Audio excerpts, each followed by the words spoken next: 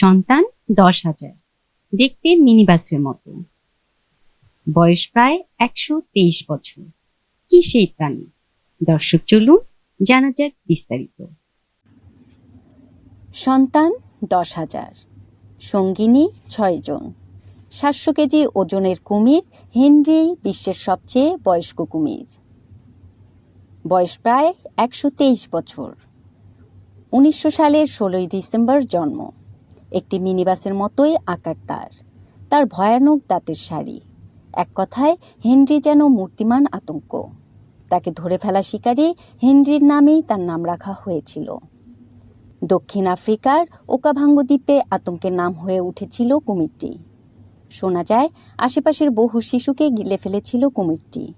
তাকে হত্যার প্রস্তাব পান স্যার হেনরি নিউম্যান, তবে হেনরিকে না মেরে বন্দি করেন। সেই থেকে দক্ষিণ আফ্রিকার এক চিড়িয়াখানা রয়েছে হেনরি। টিপিলতা, তরঙ্গ টিভি, ঢাকা।